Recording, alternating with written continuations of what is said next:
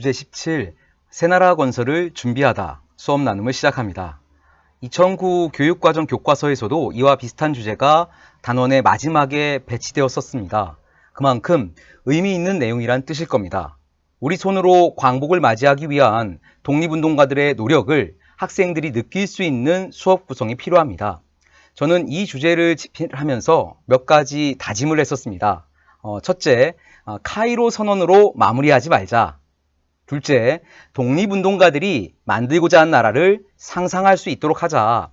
셋째, 광복을 맞이하기 직전 독립운동 세력이 힘을 합친 노력을 잊지 않도록 하자.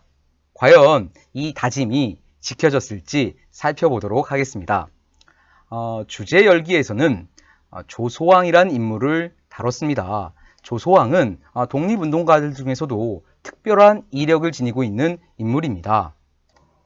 그는 일본에서 유학 생활을 했습니다. 이후 지도에서 확인할 수 있듯이 만주와 상하이에서 독립운동에 참여하였고 스위스를 거쳐 소련의 모스크바 등에서 사회주의 이론과 현실을 접하였습니다. 그리고 중국 국민당과 중국 공산당의 활동도 가까이에서 지켜보았습니다.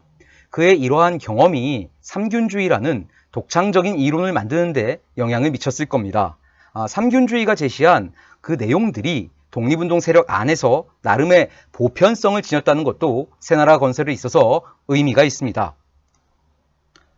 독립운동가들은 어떤 나라를 세우려고 하였을까? 저는 학생들에게 독립운동을 한다는 것, 그 의미를 자주 묻습니다. 학생들은 일제로부터의 해방이라는 대답을 곧잘 합니다.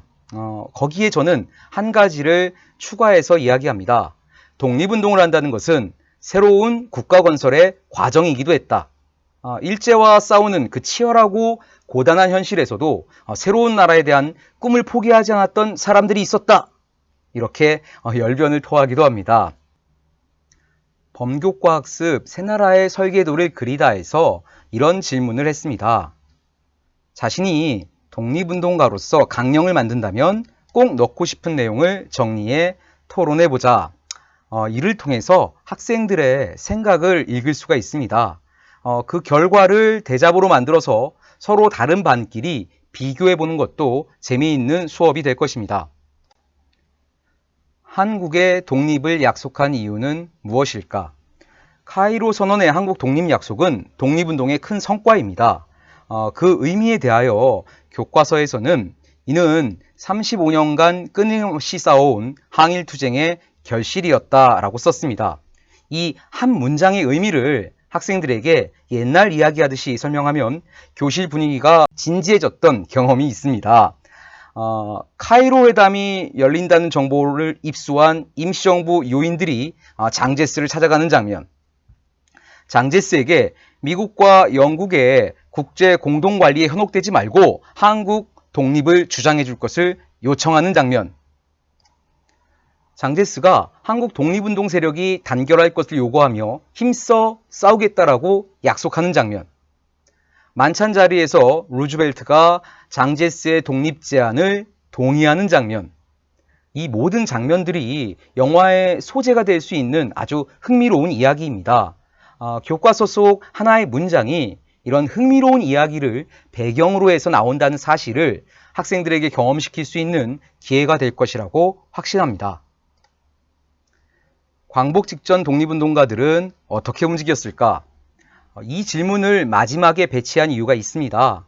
한국의 독립이 결과적으로 연합국에 일본이 항복하면서 이루어졌지만 독립운동가들은 최후의 순간까지 일제와 직접 싸우며 광복을 맞이할 준비를 했습니다. 이 점을 조금 입체적으로 보여주고 싶었습니다. 흔히 잘못하는 표현처럼 해방은 느닷없이 온 선물이 아니라는 점을 강조하기 위함이기도 합니다. 국외 독립운동 세력의 국내 진공작전, 국내 독립운동 세력의 결정적 시기 무장봉기, 이 두 계획이 동시에 성공하면서 일제의 항복을 받아낸 장면을 상상할 수 있는 부분입니다. 이 상상이 현실 가능성이 충분했다는 것을 자료톡톡 독립운동단체의 통합 논의에서 다루고 있습니다. 조선 독립동맹을 연결고리로 해서 대한민국 임시정부 그리고 조선 건국동맹이 통합을 논의했다는 사실은 주체적 광복에 대한 독립운동가들의 절실함을 보여준다고 생각합니다. 정리하고 역량 키우기 3번 탐구활동은 현대사와의 연결고리가 될 수 있는 질문입니다. 카이로 선언은 한편으로는 독립의 약속이지만 다른 한편으로는 즉시 독립을 할 수 없는 한계점이기도 했습니다. 카이로 선언의 문구를 하나하나 자세히 들여다보고 그 의미를 생각해보는 탐구의 과정이 이루어지면 좋겠습니다.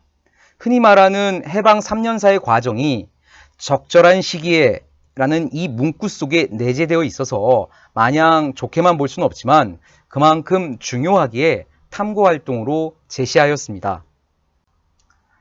주제 17 수업 나눔을 끝으로 일제강점기 수업 나눔도 마무리합니다. 지필자로서 저의 생각과 경험을 말씀드렸습니다. 저는 평소에 주로 학생들과 문답을 이어가는 강의식 수업을 합니다. 한 학기에 한 권씩 책을 읽는 독서 토론 수업도 합니다. 그리고 학생들이 직접 가르치는 역사 수업하기를 통해서 거꾸로 배우기도 합니다. 사관을 지정하여 그날의 역사 수업을 기록하게 하는 역사 실록 쓰기를 통해 학생들과 소통하기도 합니다. 이런 저의 수업 스타일이 수업 나눔에서도 드러났다고 생각합니다. 이번 수업 나눔 영상을 만들면서 수업 방법에 대한 고민이 조금 부족한 저의 한계도 느꼈습니다. 그래도 학생들과 의미 있고 즐거운 한국사 수업을 설계하실 때 조그만 도움이 되기를 바랍니다. 감사합니다.